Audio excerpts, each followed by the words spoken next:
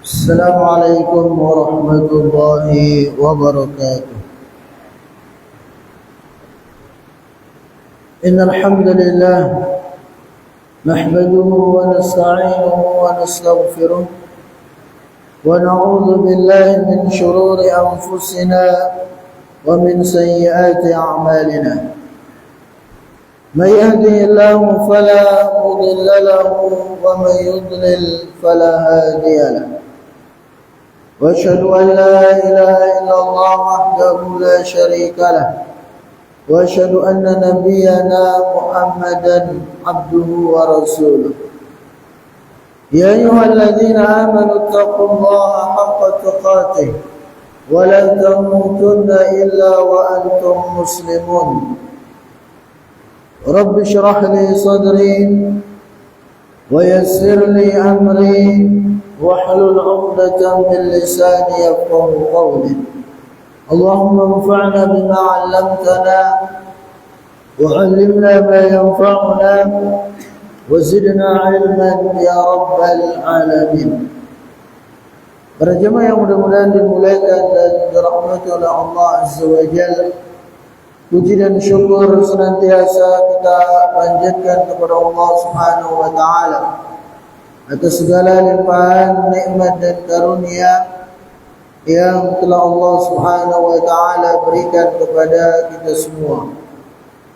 Terkhusus nikmat iman dan Islam, begitu pula nikmat kesehatan dan kesempatan yang alhamdulillah sampai saat ini Allah Subhanahu wa taala masih karuniakan kepada kita semua.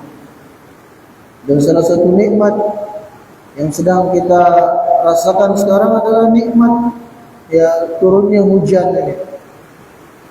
Maka di antara sunnah-sunnah Nabi SAW dari doa-doa yang beliau ajarkan pada saat turunnya hujan adalah hendaknya kita berdoa mengucapkan Allahumma sayyiban nafi'an.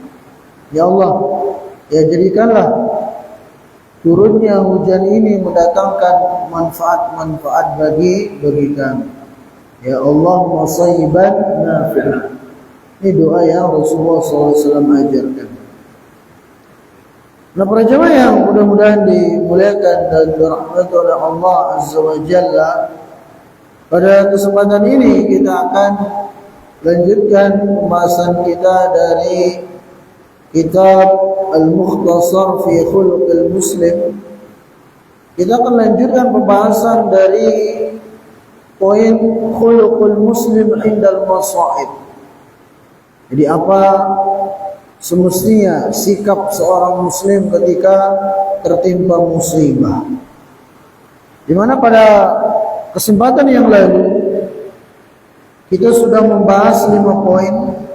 Itu poin yang kelima adalah ihdzar minal jaza' sawa'an bil qaul aw bil fi'l. Jadi ketika kita tertimpa musibah, baik itu misalnya penyakit atau ditinggal wafat oleh orang-orang yang kita cintai, atau musibah dalam bentuk hilangnya harta kita atau semacamnya, maka semestinya kita menghindari untuk al-jaza. Jaza itu kayak mengeluh, teriak-teriak, tidak ridha dengan takdir ketetapan Allah Subhanahu wa taala. Karena sikap seperti ini menunjukkan kurangnya sabar kita, bahkan menunjukkan tidak sabarnya kita. Dan kita sudah sampaikan, orang kalau tertimpa musibah kemudian dia ngamuk-ngamuk, nyalahkan Allah, apalagi nyalahkan takdir, apakah akan menjadikan musibah itu langsung hilang ataukah tetap seperti adanya? Jawabannya tetap saja. Atau kita ngamuk-ngamuk, teriak-teriak, menyalahkan ini, menyalahkan itu, musibah itu tetap menimpa kita. Udah itu kita tidak akan mendapatkan pahala dari musibah-musibah tersebut. Ya, kita sudah sampaikan pada kesempatan yang lalu, orang kalau tertimpa musibah kemudian dia bersabar, maka dia akan mendapatkan pahala yang luar biasa. Derajatnya akan ditinggikan oleh Allah Azza wa Jalla. Tapi ini syaratnya kalau dia sabar. Ya. Adapun kalau kemudian dia tidak sabar, dia ngamuk-ngamuk, teriak-teriak, menyalahkan Allah, menyalahkan takdir, maka pertama musibah itu tetap saja menimpa dia, bahkan mungkin bisa berparah. Apalagi penyakit ya. Orang kalau kena sakit, kemudian dia tidak ridho dengan penyakit itu, dia terasa menyesali dirinya, ya terasa dia menyalahkan ini, menyalahkan itu, biasanya itu akan memperparah penyakitnya, memperparah musibah yang menimpa dia. Sudah itu kemudian dia tidak akan mendapatkan pahala dari Allah Subhanahu wa taala. Maka oleh karena itu dia rugi kalau kemudian kita tatkala tertimpa musibah kita tidak sabar, kita tidak terima, bahkan sampai ngamuk-ngamuk, teriak-teriak dan semacamnya. Bahkan Rasulullah sallallahu alaihi wasallam bersabda, "Laisa minna man darabal hudud wa syaqqal juyud wa da'a bi da'wal jahiliyah." Kata Nabi sallallahu alaihi wasallam, bahwasanya bukan dari golonganku. Nah, jadi bukan dari golongan Nabi. Siapa? Orang-orang yang kalau tertimpa musibah dia nampar-nampar pipinya, dia mencabik-cabik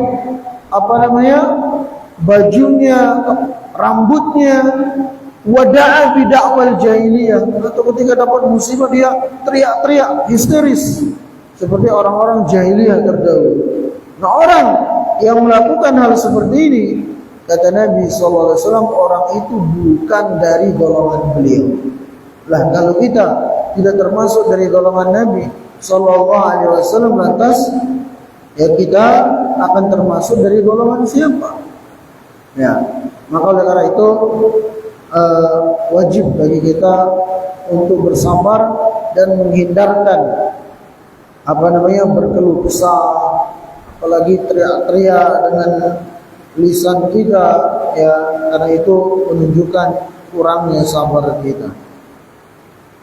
Kemudian yang keenam dari hal yang disebutkan oleh Syekh di sini dari sikap seorang muslim tatkala tertimpa musibah adalah ihmadillah annal musibah lam takun a'zama min dzalik.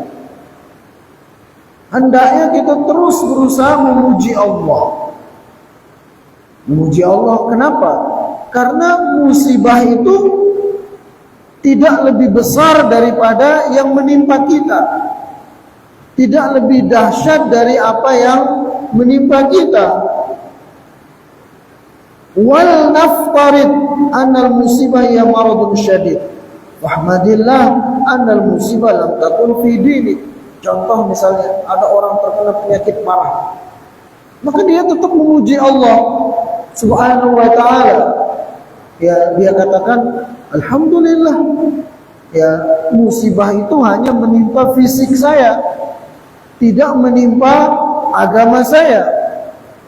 Karena musibah terbesar adalah ketika menimpa agama seseorang. Kalau musibah menimpa fisik, ya itu masih mending. Makanya Rasulullah SAW selalu berdoa, mengatakan apa? Wala taj'al musibatana fi dinina. Ya Allah, jangan engkau jadikan musibah itu menimpa agama kami. Nah, jadi kalau misalnya ya tentunya kita tidak minta musibah ya. Tapi kalau seandainya ya seorang tertimpa musibah dan musibahnya dalam bentuk penyakit yang parah, maka dia hibur dirinya, bahkan dia puji Allah. Alhamdulillah, ya musibah yang menimpa saya ini hanya dalam fisik saya atau hanya dalam harta benda saya. Ya, tidak menimpa agama saya. Jadi kita tetap berusaha memuji Allah Subhanahu wa ta'ala. Ya. Jadi wa in kanatil musibah fi naqsin maliyyin fahmadillah anna Allah qad hafidha laka sihhataka.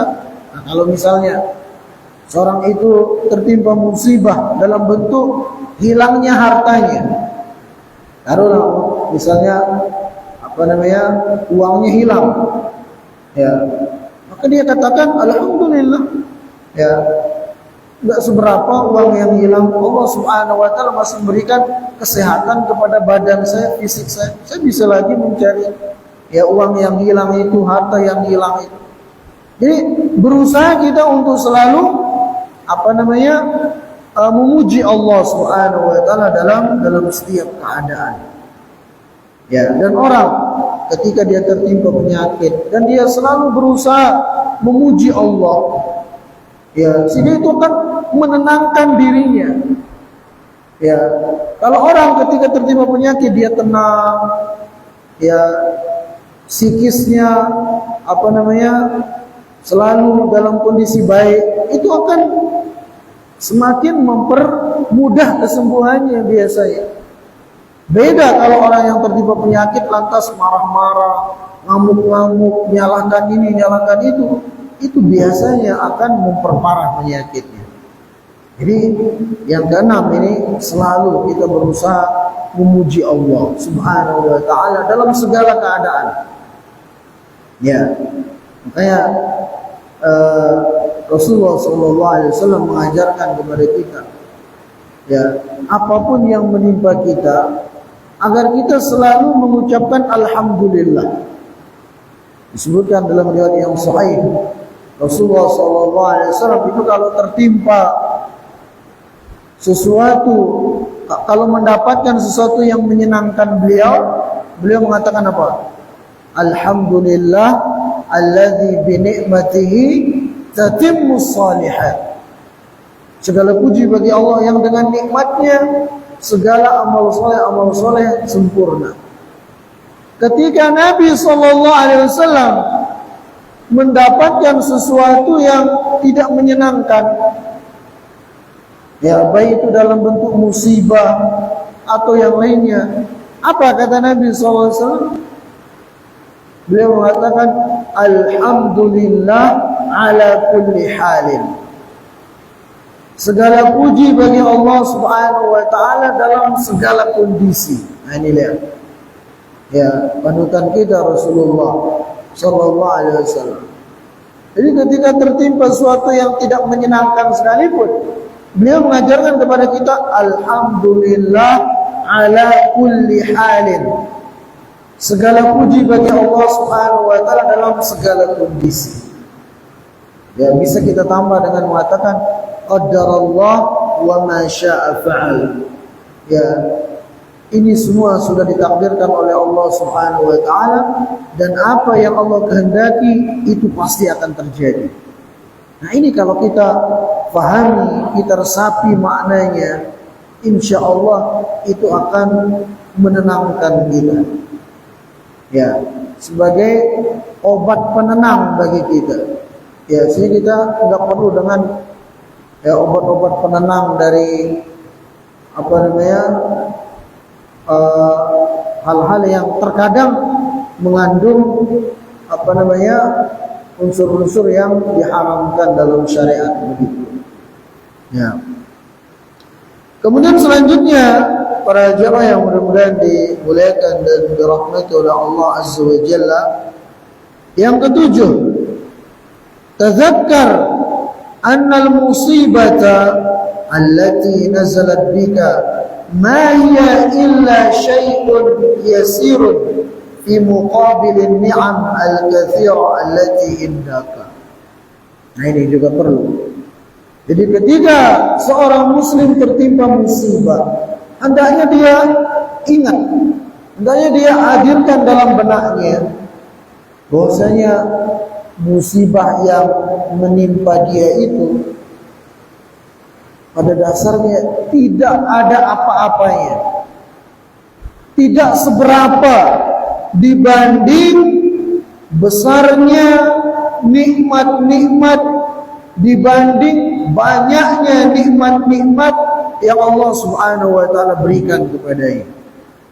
Ya, itu dari lahir ya sampai sekarang ini betapa banyak nikmat-nikmat yang Allah berikan kepada kita.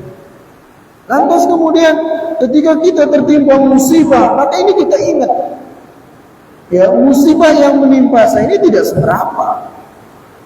Ya, penyakit yang menimpa saya tidak seberapa dibanding nikmat kesehatan yang selama ini yang saya rasakan.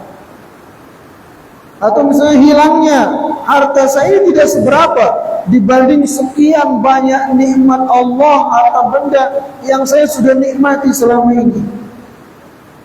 Ini kalau kita sadari ya, para jamaah yang mudah-mudahan dimuliakan dan dirahmati oleh Allah Azza wa Jalla, akan lebih membantu kita untuk bisa bersabar.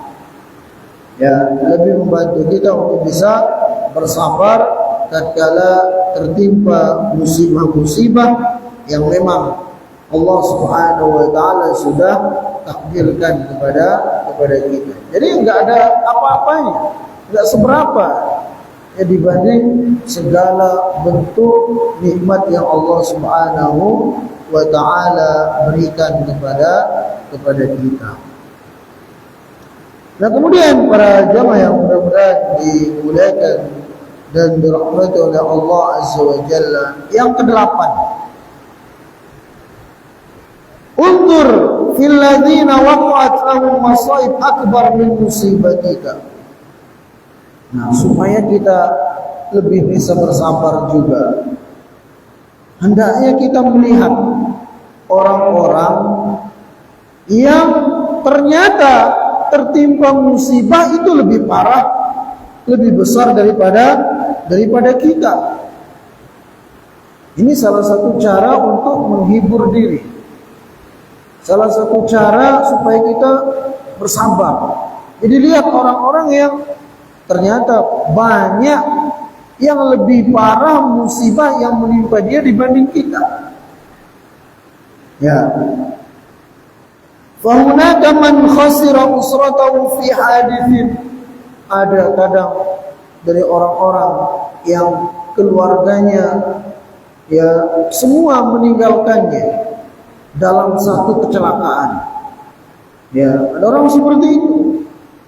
Ya, wa hunaka man usiba bi amradin qawiyatin ja'alat yalzamul firash inda iddat sanawat.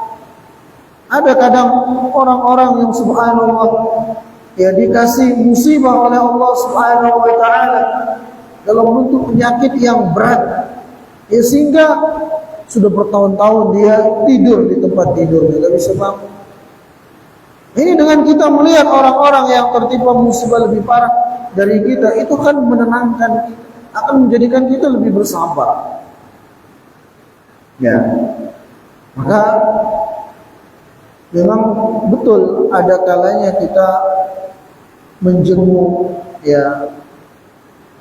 Ada kalanya kita bagusnya kita datang ke rumah sakit misalnya, yang menjenguk saudara-saudara kita yang sakit. Ya biasanya itu akan lebih menambah rasa syukur kepada kita semua, ya kepada kita. Ya. Ini ternyata tidak hanya berlaku dalam syukur saja, begitu pula ini berlaku dalam sabar. Kan kalau hadisnya itu disebutkan oleh Nabi sallallahu alaihi wasallam, "Unzuru ila man huwa adna minkum wa la tanzuru ila man huwa fawqakum fa huwa ajdaru an la tazdaru ni'matallahi 'alaikum." Atau kama qala alaihi salatu wasallam. Jadi di antara tips supaya kita bersyukur adalah dengan kita melihat orang yang lebih rendah nikmatnya dari kita. Misalnya kita cuma punya motor, ya, maka lihat saudara kita yang motor pun nggak punya, ya, kalaupun punya paling cuma punya sepeda, alhamdulillah, itu akan menjadikan kita bersyukur. Ya, jangan lihat orang yang lebih atas gitu, ya. Kita punya sepeda, belum bisa beli motor. Alhamdulillah. Maka lihat orang lebih rendah nikmatnya dari kita. Ya, sebulan mungkin tetangga kita sepeda pun nggak punya, kemana-mana jalan kaki, sehingga akan menjadikan kita bersyukur dengan memiliki sepeda itu. Nah, ini dalam hal syukur. Nah, begitu pula dalam hal kesabaran. Kalau ini sebaliknya yang kita lihat. Ya, kita ketika tertimpa musibah, penyakit misalnya, ya dikasih penyakit, sakit gula misalnya, ya alhamdulillah ada tetangga kita mungkin lebih parah kondisinya dari kita. Ya, ini dengan melihat orang yang lebih parah, ya kondisinya dari kita, itu akan menjadikan kita selalu bersyukur. Ya, akan menjadikan kita bisa bersabar ketika mendapatkan musibah-musibah yang memang Allah Subhanahu wa taala sudah takdirkan bagi kita. Kemudian yang kesembilan, ya termasuk juga hal-hal yang bisa membantu kita untuk bisa bersabar tatkala tertimpa musibah adalah iqra fi siyaris sabirin la'allahum yakunu qudwatan laka. Ya, itu baca kisahnya orang-orang yang bersabar. Jadi perlu kita membaca kisah orang-orang terdahulu tentang bagaimana kesabaran mereka tatkala tertimpa musibah. Ya, mulai dari kisah para nabi, misalnya Nabi Ayyub alaihissalam. Ya, subhanallah, bagaimana kesabaran beliau. Ya, harta benda beliau habis. Ya, disebutkan sebagian anak beliau meninggal, wafat. Istri-istri beliau menjauh, nggak ada yang mau dekat. Dan seluruh tubuh beliau digerogoti oleh penyakit. Ya, dari lisan beliau selalu berzikir kepada Allah Subhanahu wa taala, namun beliau tetap bersyukur dan bersabar. Nabi Ayyub alaihissalam. Ya, begitu pula kisah orang-orang yang lainnya. Ya, seperti ada seorang, ya ulun lupa namanya Abu Kilabah. Nah, ada seorang salaf namanya Abu Kilabah. Disebutkan beliau itu, ya matanya buta,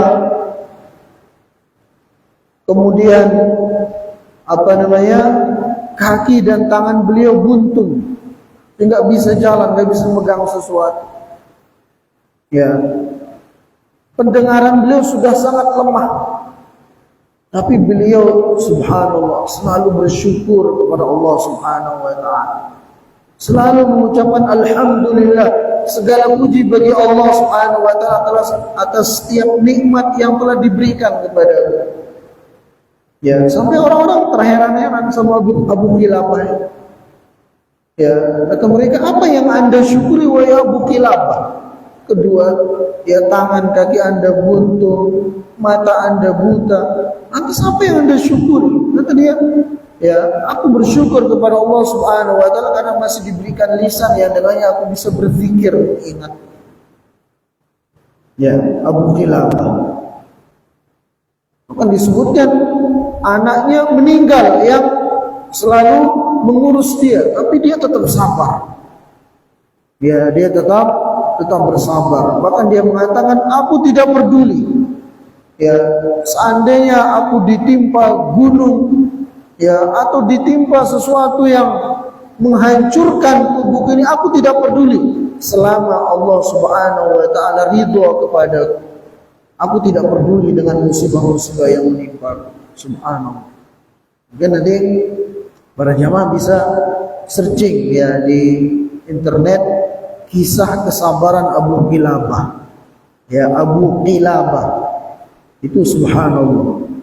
Ya, baca kisah itu insyaallah akan memotivasi kita, ya bisa kita jadikan sebagai teladan dalam hal kesabaran tatkala mendapatkan musibah yang Allah Subhanahu wa taala sudah takdirkan kepada kita. Jadi baca sejarah orang-orang terdahulu, ya, baca sejarah para salafus saleh, itu akan semakin memantapkan keimanan kita dan memantapkan kesabaran kita tatkala kita tertimpa musibah dan semacamnya. Kemudian selanjutnya yang ke-10 kata beliau di sini, i'lam annal ibtila yu'arrifuka bihaqiqati nafsika wa dha'fika wa mada hajatika ila rabbika. Yang artinya ketahuilah bahwasanya ujian-ujian yang menimpa Anda itu akan semakin menjadikan Anda mengenali siapa diri Anda yang sebenarnya. Ya, Anda semakin sadar dengan tertimpa musibah dalam bentuk penyakit atau semacamnya. Ya, Anda semakin nyadar bahwasanya Anda itu adalah orang yang lemah. Anda itu adalah orang yang sangat berhajat kepada Allah Subhanahu wa taala. Ya. Dan memang betul seperti ini. Betapa banyak orang yang ketika lagi sehat-sehatnya dia begitu sombongnya, begitu angkuhnya dia, lupa kepada Allah Subhanahu wa taala, merasa dirinya paling hebat, merasa dirinya paling kuat. Pas dikasih penyakit misalnya, kasih musibah, langsung nyadar diri dia. Oh, ternyata dia itu nggak ada apa-apanya. Ternyata dia itu seorang yang lemah. Ya, ternyata dia itu tidak bisa berbuat apa-apa tanpa pertolongan dari Allah Subhanahu wa taala. Ya kan, banyak orang yang nyadar diri setelah tertimpa musibah. Nah, maka ya ini apa namanya? Mengajarkan ya kepada kita bahwasanya kita ini adalah orang-orang yang lemah di hadapan Allah Subhanahu wa taala, orang-orang yang kecil, kerdil, tidak ada apa-apanya di hadapan Allah Subhanahu wa taala. Kalau Allah Subhanahu wa taala ingin menimpakan ya apa namanya? Kemudaratan, ingin membinasakan kita, maka seketika kita akan sirna. Ya, maka oleh karena itu kita sebagai hamba-hamba Allah Subhanahu wa taala jangan pernah merasa sombong, merasa angkuh dengan kehebatan, dengan kekuatan, dengan kepintaran, ataupun dengan kekayaan, dengan jabatan kita. Karena sejatinya kita tidak ada apa-apanya di hadapan Allah Subhanahu wa taala. Kemudian yang ke-11 para jamaah yang mudah-mudahan dimuliakan dan dirahmati oleh Allah Azza wa Jalla adalah la'allaka aw la'alla tilkal musibata bisababi dhunubin madat. Qala ta'ala wa ma asabakum min musibatin fabima kasabat aydikum wa ya'fu an katsir. Jadi hendaknya kita tatkala tertimpa musibah, ya, baik itu dalam bentuk penyakit misalnya, atau dalam bentuk hilangnya harta kita, kekurangan harta benda, bisa jadi itu karena dosa-dosa yang pernah kita lakukan. Maka disinilah kita perlu bermuhasabah diri. Ya, perlu kemudian untuk introspeksi diri. Oh, bisa jadi musibah-musibah ini menimpa saya karena dosa-dosa yang pernah saya lakukan. Ya, sebagaimana yang Allah Subhanahu wa taala firmankan dalam Al-Qur'an, "Ma asabakum min musibatin fabima kasabat aydikum wa ya'fu an katsir." Maksudnya apapun yang menimpa kalian dari musibah, ya, itu terjadi karena ulah tangan kalian sendiri. Ya. Jadi ulah perbuatan kalian sendiri. Ya, baik musibah yang menimpa kita secara pribadi, bisa jadi itu karena dosa kita, atau mungkin bencana-bencana alam yang menimpa kita. Ya, terkadang bahkan mungkin seringnya itu karena ulah tangan manusia yang membuat kerusakan di muka bumi ini, sehingga bumi ini menjadi tidak seimbang lagi. Ya, zaharal fasadu fil barri wal bahri bima kasabat aydin nas linudhiqahum ba'd alladhi amilu la'allahum yarji'un. Dalam ayat yang lain Allah berfirman, telah nampak kerusakan di lautan dan di daratan disebabkan ulah tangan manusia, sehingga Allah Subhanahu wa taala menimpakan kepada mereka musibah karena sebab ulah tangan mereka sendiri. La'allahum yarji'un, supaya kemudian mereka kembali kepada Allah. Ya. Jadi memang sering terjadi seperti ini, baik yang secara khusus menimpa kita, bisa itu karena dosa kita, atau secara umum dalam bentuk gempa kah, ya, ataupun yang lainnya. Kadang itu karena ulah manusia itu sendiri. Maka ini yang perlu kita sadari, sehingga kita fa'alaika bitaubati wal istighfar. Nah, sehingga kalau ini kita sadari, maka semestinya kita tatkala sedang tertimpa musibah itu perbanyak untuk bertaubat, perbanyak untuk beristighfar, perbanyak untuk minta ampun kepada Allah Subhanahu wa taala. Dan insyaallah biasanya ini akan menjadikan kondisi kita lebih baik daripada sebelumnya. Ya, betapa banyak orang yang ketika lagi sehat-sehatnya, ya, dengan mudahnya dia melakukan dosa ini, dosa itu. Ya, dia semakin jauh dari Allah Subhanahu wa taala. Tapi ketika dia tertimpa musibah, di sana dia baru nyadar diri, oh ternyata selama ini saya sudah terlalu jauh dari Allah. Sudah terlampau banyak ya dosa yang saya lakukan. Itu seringkali menjadikan dia kemudian segera bertaubat kepada Allah, kembali kepada Allah Subhanahu wa taala, mengakui ya akan dosa-dosa, akan kekhilafannya di hadapan Allah Subhanahu wa taala. Lantas kemudian dia bersimpuh bertaubat, bahkan mungkin dia menangis, ya, menangis bersimpuh di hadapan Allah Subhanahu wa taala, mengakui dosa-dosa, sehingga biasanya setelah kemudian sehat dari penyakit itu, kondisinya lebih baik dari sebelum dia diberikan musibah penyakit itu. Maka oleh karena itu, selalulah kita berbaik sangka kepada Allah Subhanahu wa taala, karena sejatinya apa yang Allah timpakan kepada kita dari musibah-musibah, ya yakinlah itulah yang terbaik. Ya, itulah yang terbaik bagi kita dari semua apa yang Allah Azza wa Jalla takdirkan kepada kita. Para jamaah yang ulun muliakan, mungkin ini yang ulun bisa sampaikan pada kesempatan ini. Insyaallah kita akan lanjutkan pada kesempatan yang akan datang. Kita tutup, subhanakallahumma wa bihamdika asyhadu an la ilaha illa anta astaghfiruka wa atubu ilaika. Assalamualaikum warahmatullahi wabarakatuh.